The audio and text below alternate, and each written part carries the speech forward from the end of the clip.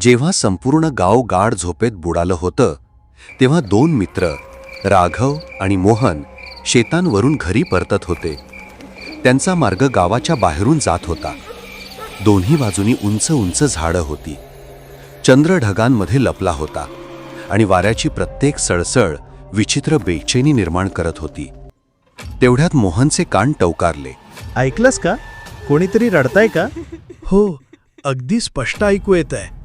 पण इतक्या रात्री कोण रडत असेल? सगळे तर आपल्या घरात असतील ना? आवाज तर स्मशानाच्या वाटेकडून येतोय. अरे नाही, चल घरी जाऊया. काही अडचण ओढून घ्यायची. माझे आजोबा सांगायचे स्मशानाच्या वाटेने रात्री फिरू नये. हो पण थांब, मला बघायचंय. काही दिवसांपासून गावात म्हातारे लोक सांगत आहेत की अर्ध्या रात्री रडणारी एक स्त्री दिसते. सगळे त्याला अफवा समजतात, पण आज जर हे खरं निघालं तर आपण सगळ्यांना दाखवू. किंवा मग कोणालाही चेहरा दाखवता येणार नाही. राघव, माझं ऐक. आपल्याला इथून निघून जायलाच हवं. मला भीती वाटते. घाबरू नकोस, मी आहे ना तुझ्यासोबत. आणि आपण फक्त पाहूया. काही संशयास्पद वाटलं तर लगेच पळून जाऊ. राघवच्या बोलण्याने मोहनही थांबला. दोघा हळूहळू त्या आवाजाच्या दिशेने पुढे जाऊ लागले.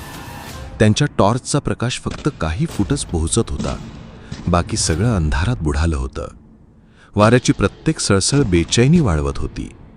मार्गावर फक्त अंधार, झाडांची सळसळ आणि त्या स्त्रीचे हुंदके, हे सगळे मिळून असं वातावरण तयार करत होतं की प्रत्येक पाऊल त्यांना अज्ञात धोक्याकडे ओढत होतं. त्यांचे पाय जड झाले होते. आवाज आता स्पष्ट ऐकू येत होता. ते जुनं पिपळाचं झाड. आजोबा सांगायचे की त्या झाडावर अनेक आत्मा राहतात. चल, धैर्य धर. अजून काहीच पावलं बाकी आहे. त्यांची हृदये वेगाने धडधडत होती. जशी ते झाडाजवळ पोहोचले तशी सिसक्यांचा आवाज थांबला. एक खोल शांतता पसरली, जी आधीपेक्षा अधिक भीतीदायक होती. इथे कोणच नाहीये. कदाचित आपण दुसरंच काही ऐकत होतो. देवाचे आभार. हो, चल निघूया. तेवढ्यात चंद्राची फिकट किरणं ढगातून बाहेर आली आणि जमिनीवर पडली. दोघांनी पाहिलं, ती स्त्री पिपळाच्या झाडाजवळ बसलेली होती. फाटके कपडे, विस्कटलेले केस. पुरे झालं. मी इथे थांबणार नाही. काहीतरी बरोबर नाही. अरे नाही, पळालास तर संशय येईल. बघ ना, ती फार घाबरलेली वाटतेय. कदाचित संकटात असावी. राघवने भीतीवर मात केली. त्याने धीर करून आवाज दिला. अहो, कोण आहात तुम्ही? इतक्या रात्री इथे काय करताय? त्याचा आवाज वाऱ्यात घुमला आणि ती स्त्री रडणं थांबवते. दोघांची हृदय वेगाने धडधडू लागली. हळूहळू त्या स्त्रीने चेहरा वर केला. तो चेहरा इतका भयानक होता की दोघांच्या डोळ्यांच्या पापण्या उघड्याच राहिल्या. पळ राघवा, हा माणूस नाही. अरे देवा! दोघांचे किंचाळणे एकदम बाहेर आले आणि ते जोरात पळू लागले. मागून त्या स्त्रीचे हसू ऐकू येऊ लागले. ते हसू दूरवरून नव्हे तर अगदी त्यांच्या कानाजवळून येत असल्यासारखे वाटत होते. प्रत्येक पावलासोबत ते हसू त्यांच्या भीतीला अधिक वाढवत होते. मोहन, ती आपल्या मागे एके. कुठे पळू?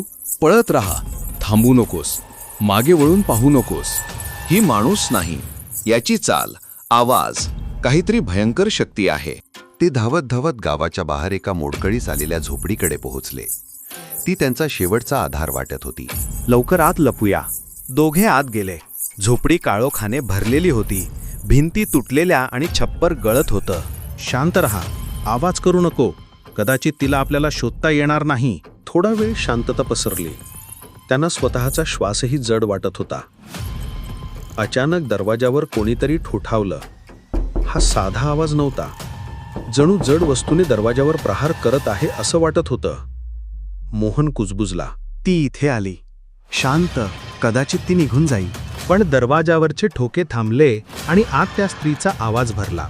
जणू ती झोपडीच्या आतच बसली आहे. दोघे हळूहळू झोपडीच्या दुसऱ्या कोपऱ्याकडे सरकले. तेव्हाच त्यांना भिंतीच्या कोपऱ्यात एक सावली दिसली. ती स्त्री त्यांच्या दिशेने भयानक डोळ्यांनी बघत होती. हे कसं शक्य आहे?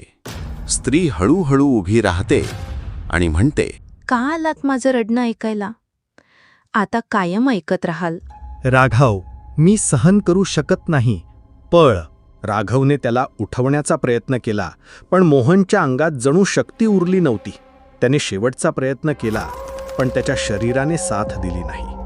त्यांचे किंचाळणे हळूहळू हुंडक्यांमध्ये बदलले. त्या रात्री गावकऱ्यांनी दूरवर 2 मित्रांचे किंचाळणे ऐकले. दुसऱ्या दिवशी सकाळी काही लोक त्या मार्गाने जात असताना त्यांनी मोडकळीस आलेल्या झोपडीजवळ 2 मृतदेह पाहिले. गावात आजही सांगितलं जातं, तिथे फक्त एका स्त्रीचा रडण्याचा आवाज ऐकू येतो.